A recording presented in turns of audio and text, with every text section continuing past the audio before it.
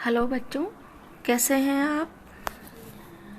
हम राम लक्ष्मण परशुराम संवाद का तीसरा स्टांजा स्टार्ट कर रहे हैं। ठीक है, सबसे पहले थोड़े से वर्ड मीनिंग देख लेते हैं, शब्दार्थ देख लेते हैं। यहाँ शब्द आया है बिहसी। बिहसी का अर्थ होता है हंसकर। बिहसी का अर्थ क्या होता है? हंसकर। ठीक है। लखनऊ, लखनऊ का मतलब, लखन का मतलब तो हमें पता है ना, कि लक्ष्मण के लिए वर्ड आया है। बोले मृदुबानी। मृदुबानी का मतलब, मृदु का मतलब होता है विनम्र, मिठी कह सकते हैं हम, विनम्र। और बानी का अर्थ हो गया वाणी। ठीक है। अहो मुनीसु महाभट मानी। महाभट्ट का अर्थ होता है योद्धा। महाभट्ट का अर्थ क्या होता है? महाभट्ट का अर्थ होता है योद्धा। और मुनीसु का अर्थ मुनि, ब्राह्मण, ब्राह्मण श्रेष्ठ, महान मुनि, है ना। और यहाँ पर ये महाभट्ट शब्द एक साथ अर्थ निकालता है और माने का अर्थ माने हुए, प्रसिद्ध। चलो, पहली सेंटेंस का पहला वाक्य के सारे वर्ड मीनिंग समझ में आए हैं आपको। देखिए, बिहसु, बिहसी का अर्थ होता है हंसकर। लखनऊ शब्द जो है हमें पता है लक्ष्मण के लिए आया है। बोले मतलब उन्होंने कहा, मृदु वाणी में अर्थात मीठी स्वर में, विनम्र स्वर में कहा। क्या कहा? अहो मुनीसु महाभट, महाभट मानी, कि आप तो कैसे हैं, आप तो बहुत ही पहुंचे हुए योद्धा हैं, पहुंचे हुए प्रसिद्ध महामुनि हैं, महायोद्धा है। तो ऐसा क्या है? ऐसा हमें अभी पता चला है, ऐसा लखन जी कह रहे हैं। और क्या कह रहे हैं? पुनि पुनि मोहि दिखाव कुठारू, चहत उड़ावन फूकी पहारू। अब जो परशुराम जी और लक्ष्मण जी के बीच अच्छी खासी नोकझोंक चल रही है। परशुराम जी बड़े क्रोधित थे और लक्ष्मण जी जो हैं उनके ऊपर कभी व्यंग्य के बाण चला रहे हैं, तो कभी मुस्कुरा कर जब बोलते हैं तो वो व्यंग्य के बाण जो हैं वो और ज़्यादा घावदायी हो जाते हैं। तो लक्ष्मण आगे उन्हें कह रहे हैं कि पुनि पुनि मोहि देखाव कुटारू। पुनि पुनि का अर्थ होता है पुनः पुनः, बार बार। मोहि मतलब मुझे, देखाव मतलब दिखा रहे हो, कुठारू उनके हाथ का जो फरसा है। चढ़त उड़ावन फूकी पहारू। और आप क्या चाहते हो? चहत का अर्थ होता है चाहते हो। वो परशुराम जी से कह रहे हैं कि आप क्या चाहते हो? उड़ाना चाहते हो। क्या उड़ाना चाहते हो? फूंक से पहाड़ को उड़ाना चाहते हो। अब यहाँ पर पहाड़ कौन हुए? श्री राम और लक्ष्मण, जिनके ऊपर वो बहुत क्रोधित हुए हैं परशुराम जी। और लक्ष्मण जी में भी क्षत्रिय का जो रूप है वो अब थोड़ा अधिक जान पड़ रहा है। उन्हें कुछ अच्छा नहीं लगा कि अरे शिव धनुष टूट गया तो टूट गया, ऐसे कैसे इतना गुस्सा हो रहे हैं मुनि। ऐसा कह के लक्ष्मण जी भी थोड़े ताव में आ गए और कह रहे हैं यहाँ। यहाँ का अर्थ होता है यहाँ। यहाँ का अर्थ क्या हुआ? यहाँ, कि यहाँ कुम्हड़ बत्तिया को नाही। कुम्हड़ बत्तिया का अर्थ होता है छुई मुई के पौधे। सुने हैं आपने छुई मुई के पौधे? जिनको हम फिंगर से टच करते हैं तो उनकी पत्तियां इकट्ठी हो जाती है, मुरझा सी जाती है ना। और जैसे ही हम अपनी फिंगर हटा देते हैं तो उनकी जो पत्तियां हैं वो पुनः अपने वास्तविक रूप में आ जाती है।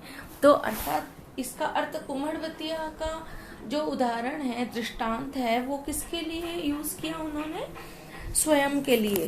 जब बार बार परशुराम जी कह रहे हैं कि मैंने क्षत्रिय विहीन कर दी धरती, इतनी बार कर दी, ऐसा कर दिया, वैसा कर दिया, तो लक्ष्मण जी कह रहे हैं इतने दिन आपका जिनसे पाला पड़ा ना, वो कोई एरे गहरे क्षत्रिय होंगे। तो यहाँ कुम्हड़ बत्तिया को नाही, मतलब यहाँ पर कोई छुई मुई के पौधे नहीं है हम।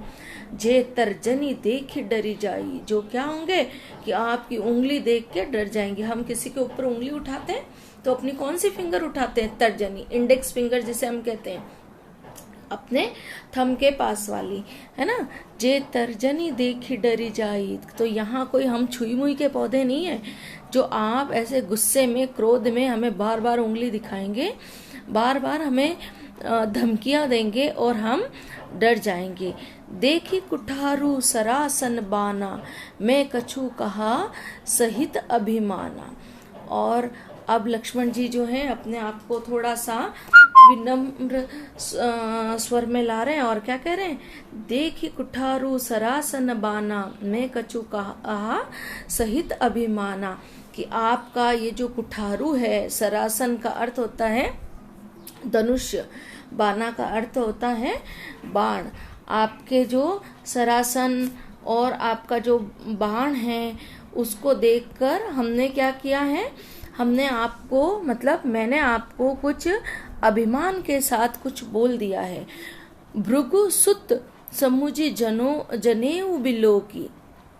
पर जब मैंने आपको देखा कि आप तो भृगु सुत है, भृगु सुत मतलब भृगु मुनि के पुत्र, समुझी जनेऊ बिलो की, और आपने क्या किया है, जनेऊ धारण करी है। जो कछु कहू सहू रिस रोकी, और इसलिए क्या कर रहा हूं मैं आप जो भी कुछ कह रहे हैं उसको अपनी रिस रोक कर सुने जा रहा हूँ, है ना। आप जो भी मतलब कह रहे हैं तो हम आपकी जनेऊ देखकर जो है अपनी रिस रोक कर, रिस अर्थात क्रोध रोक कर, बाकी आपकी बातों पर मुझे भी बहुत क्रोध आ रहा है पर मैं आपकी बातें फिर भी सुन रहा हूँ। अब लक्ष्मण जी परशुराम जी को बताते हैं कि वो उनकी बातें अपना गुस्सा रोककर, अपना क्रोध रोककर क्यों सुन रहे हैं। कारण बताते हुए लक्ष्मण कहते हैं कि सुर अर्थात देवता, महिसुर अर्थात ब्राह्मण, हरिजन अर्थात भगवान की भक्ति करने वाले, हरिजन का अर्थ क्या है यहाँ पर, भगवान की भक्ति करने वाले, अरु अर्थात और, गाई अर्थात गाय, कि ये चार जो लोग होते हैं, ये चार प्राणी जो होते हैं संसार के, सुर अर्थात देवता, महिसुर ब्राह्मण, हरिजन भगवान की भक्ति करने वाले, और गाय, हमरे कुल इन्ह पर न सुराई, सुराई का अर्थ शूरता, हमारा जो कुल है, रघुकुल जो कुल है हमारा, वो इन पर अपनी शूरता, अपनी वीरता नहीं दिखाता है। आगे लक्ष्मण जी कारण बता रहे हैं क्यों नहीं दिखाता है।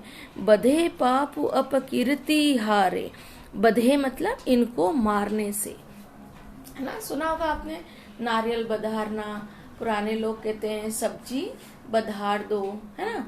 अभी बधे का अर्थ हमें लगभग लगता है कि बांधना, बढ़ाना, पर यहाँ पर बधे का अर्थ क्या है, मारना। बधे पापु अपकीर्ति हारे, इनको मारने से हमें क्या होता है, इनको मारने से हमारी वंश की अपकीर्ति बढ़ती है। मारहु पाप परिय तुम्हारे, अगर आप हमें मार भी देंगे, मारहु मतलब आप अगर हमें मार भी देंगे, पापरिय मतलब पैर पड़ते हैं, आप हमारे लिए पूजनीय हैं, हम आपके फिर भी क्या करेंगे, पांव ही पड़ेंगे। ये तो हो गया लक्ष्मण जी का विनम्र स्वभाव।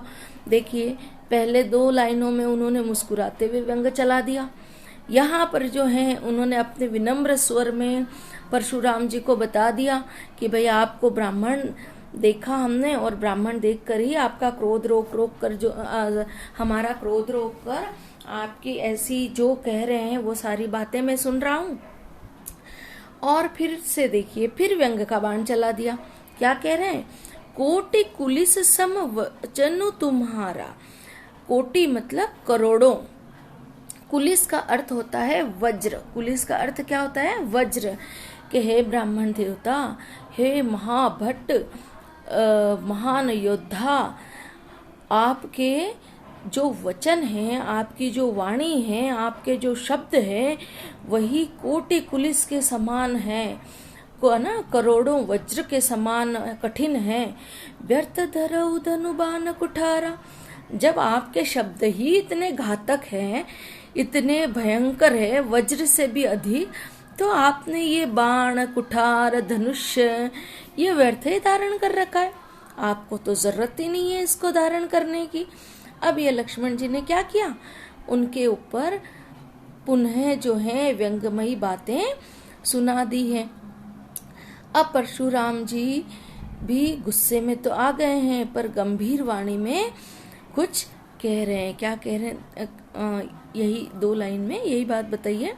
जो बिलो की अनुचित कहेऊ झुमऊ महामुनि धीर, सुनी सरोस भृग बंस मणि, बोले गिरा गंभीर। आपका हे परशुराम जी, हे महामुनि, आपके वेश को देखकर मैंने जो भी आपको अनुचित बातें कह दी है, मेरे उस पाप को क्षमा कर दीजिए, क्योंकि आप तो बड़े धैर्यवान हैं। देखिए यहाँ पर भी क्या है, यहाँ पर भी एक तरह से व्यंग्य ही है, क्योंकि हमने पहले स्टांजा में देखा था परशुराम जी ने क्या कहा था कि व्यर्थ सुनना मेरे स्वभाव में नहीं है अर्थ, और वो बहुत क्रोधी है। वो स्वयं कह रहे हैं कि वो बहुत क्रोधी है और 21 बार धरती को क्षत्रिय विहीन करी है, अर्थात वो क्षमाशील भी नहीं है। पर फिर भी लक्ष्मण जी उनके ऊपर व्यंग कसते हुए उन्हें कह रहे हैं कि हे महामुनि, हे महाभट, हे मुनिवर, आप तो बड़े धैर्यवान हैं, आप बड़े क्षमाशील हैं। और ऐसी जब लक्ष्मण की बातें सुनते हैं तो परशुराम जी भी गंभीर हो जाते हैं। बोले गिरा गंभीर, गिरा का अर्थ होता है वाणी। तो अब गंभीर वाणी में परशुराम जी बोले, क्या बोले ये हम नेक्स्ट पैराग्राफ में देखेंगे, ठीक है, ओके। हाँ जी, तो इसके 4th स्टांजा का एक्सप्लेनेशन अब हम देखेंगे, इसकी व्याख्या हम देखेंगे 4th स्टांजा की। 4th स्टांजा के अंदर परशुराम जी कह रहे हैं, अब लक्ष्मण जी से तो उन्हें क्या लग रहा है कि भाई ये बच्चा तो बोले जा रहा है, तो बच्चे जब नहीं मानते हैं तो क्या करते हैं, जिसको शिकायत करनी होती है वो बच्चे के साथ कोई बड़ा होता है, उन्हें शिकायत करते हैं। तो अब राम और लक्ष्मण इन दोनों के साथ बड़ा कौन था, अर्थात जनक दरबार में सीता स्वयंवर में श्री राम और लक्ष्मण किनके कहने पर आए थे, कौन लेकर आया था, तो विश्वामित्र लेकर आए थे। और अब जो परशुराम जी हैं वो किनसे बात कर रहे हैं, सीधा विश्वामित्र जी से बात कर रहे हैं। क्या बात कर रहे हैं, वो कह रहे हैं कौशिक सुनहु मंद यहु बालकु। कौशिक मतलब विश्वामित्र, सुनो, सुनो का अर्थ सुनो, मंद यहु बालकु, ये बच्चा तो कैसा है, मंद है, अर्थात बुद्धिहीन है।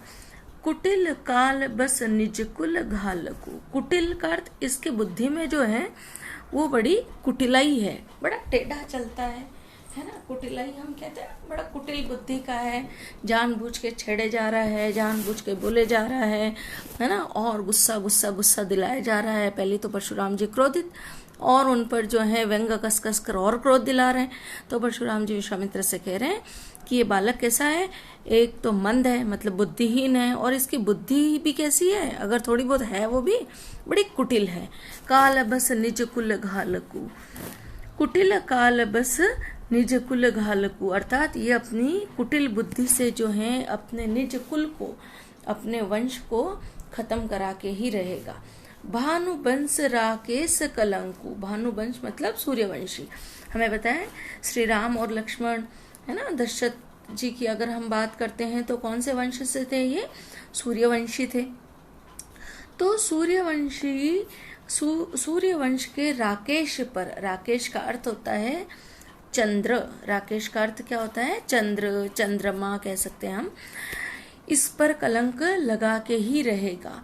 निपट निरकुश अबुध असकु, और लक्ष्मण जी पर बड़ा गुस्सा है अभी परशुराम जी का, तो उनकी और बातें बता रहे हैं। क्या बता रहे हैं कि कैसा है ये, निपट अर्थात अत्यंत, बहुत ही, निरंकुश मतलब निर प्लस अंकुश, अंकुश का अर्थ होता है थोड़ा कंट्रोल, निरंकुश मतलब अनकंट्रोल है, ये बिल्कुल स्वच्छंद है, अनुशासनहीन है। अबुध का अर्थ होता है अज्ञानी, मूर्ख है। असंकु निडर है, मतलब कोई डर ही नहीं है, मैं किससे बात कर रहा हूँ, क्या बात कर रहा हूँ, ऐसा कोई डर ही नहीं है। किससे कह रहे हैं परशुराम जी ये सब बातें, ये सब बातें कह रहे हैं विश्वामित्र जी से। आगे कह रहे हैं काल कवलु होई क्षण माही, क्षण का अर्थ होता है क्षण, काल कवलु मतलब काल ग्रास बन जाएगा, अर्थात अगर मुझे गुस्सा आया, मैं अपना गुस्सा अगर दिखाने लगूं तो एक क्षण में ही ये काल का ग्रास बन जाएगा, मतलब इसकी मृत्यु हो जाएगी। क्षण माही, क्षण का अर्थ होता है क्षण, है ना, क्षण भर में ये काल ग्रास बन जाएगा। कहूँ पुकारी, और फिर मैं आप सबका आह्वान करके कहता हूँ, सुन लो, दरबार में जितने भी राजा या और जो भी हैं वो सुन लीजिए मेरी बात। खोरी मोही नाही, खोरी का अर्थ होता है खोट, गलती, दोष। तो अगर क्षण भर में मैं इसका नाश कर दूं तो इसमें फिर मेरी खोट नहीं है, मेरी गलती नहीं है। तुम हट कहूँ जो चहु उबारा, विश्वामित्र से परशुराम जी कह रहे हैं तुम हटकऊ। हटकऊ का मतलब है इसको हटा लो, यहाँ से इसको रोक लो। तुम मतलब आप, तुम, कि तुम हटकऊ जो चहु उबारा, उबारा मतलब बचाना चाह रहे हो। हे विश्वामित्र, अगर तुम इस बालक को बचाना चाह रहे हो तो इसको रोक लो, इसको हटा लो। कही प्रतापु बलु रोषु हमारा, और रोषु का अर्थ मेरा क्रोध, हमारा मतलब परशुराम जी का, मेरा क्रोध, मेरा प्रताप, इसके बारे में जरा बताओ इसे, कौन हूं मैं, कितना क्रोधी हूँ, क्या क्या प्रताप मैंने किए हैं, क्या क्या कार्य मैंने किए हैं, ये सब जरा इसे समझाओ और इसे रोक लो। अब विश्वामित्र जी तो सुन ही रहे हैं ये बात, साथ में कौन सुन रहे हैं, लखन जी भी सुन रहे हैं। विश्वामित्र जी कुछ कहे नहीं, इससे पहले लखन जी जो हैं फिर से बोल पड़े। क्या बोल पड़े, लखन कहे मुनि सुजसु तुम्हारा। सुजसु मतलब सुजस, आपका जो जस है, आपने जो अच्छे प्रतापी कार्य किए हैं, तुम ही अछत को बरने पारा। तुम्हारे होते हुए, आपके होते हुए, बरने मतलब वर्णन, किसके आपे की बात है, किसके बस की बात है कि आपके प्रताप का वर्णन कोई कर सके। अपने मुंह तुम आपनी करनी, आप तो सुनाए जाओ, अपने मुंह से आपने क्या क्या बड़े बड़े प्रताप किए हैं, सुनाए जाओ। यहाँ भी व्यंग हो गया, क्योंकि वीर पुरुष जो सच्चे वीर होते हैं वो बार बार क्रोध में भी अपने खुद के करे हुए प्रताप नहीं बताते। तो लक्ष्मण जी ने एक और व्यंग का बाण किस पर चला दिया, परशुराम जी पर चला दिया।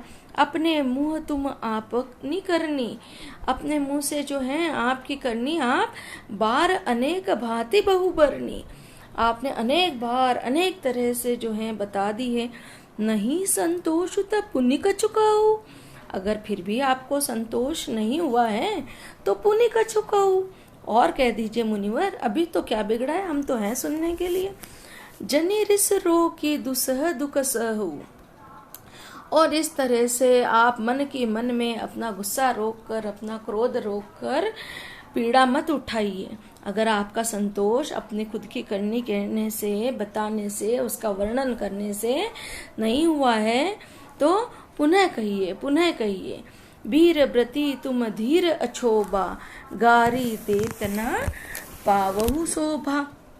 क्या कह रहे हैं उनको लक्ष्मण जी, उन्हें कह रहे हैं कि नहीं, वीर व्रती तुम धीर अछोबा, गारी देत न पाओ शोभा, कि आप ऐसे धीर हो, बड़े वीर हो, आप ऐसे गाली देते अच्छे नहीं लगते हैं। जो वीर व्रती होते हैं, वीरता धारण करे हुए होते हैं, वो ऐसे गाली देते हुए अच्छे नहीं लगते हैं, ये आपको शोभा नहीं देता। सूर समर करनी करही, कही न जना वही आपू। सूर समर करनी करही, जो शूरवीर होते हैं वो युद्ध में, समर का अर्थ होता है युद्ध, सूर मतलब यहाँ आया है शूर के अर्थ में। देखिए पहले जहाँ सूर आया था उसका अर्थ क्या था, देवता था, है ना। अभी यहाँ पर जो सूर शब्द आया है वो किसका देश शब्द है, शूर शब्द का, ठीक है। सूर समर करनी करही, युद्ध भूमि में, युद्ध में जो शूर होते हैं वो करनी करते हैं। कहीं न जना वही आपू, जना वही मतलब लोगों को अपनी बातें केवल सुनाते नहीं है। विद्यमान रन पाई रिपु, रन का अर्थ यहाँ पर रण, समर के मैदान, युद्ध भूमि, विद्यमान अर्थात उपस्थित होना। रिपु, रिपु का अर्थ होता है शत्रु। तो जब युद्ध भूमि में सामने शत्रु हो तो कायर कथई प्रतापु, अपने प्रताप कौन सुनाता है, वो तो केवल कायर लोग ही सुनाते हैं। जो वीर लोग होते हैं, जो शूर लोग होते हैं, सूरमा होते हैं, वो तो क्या करते हैं, करनी करते हैं। तो हे प्रभु, हे मुनि, क्या करिए? करनी करिए, करनी, अपनी केवल बातें मत सुनाइए। ऐसे लक्ष्मण जी जो हैं पुनः पुनः परशुराम जी पर अपने व्यंग के बाण चलाए जा रहे हैं। और यहाँ हम इस लेक्चर को ख़त्म करते हैं। नेक्स्ट वाले लेक्चर में इस चैप्टर का, इस गद्यांश के लास्ट 2 स्टांजा बचे हैं, वो दोनों हम एक साथ पढ़ेंगे। Thank you very much.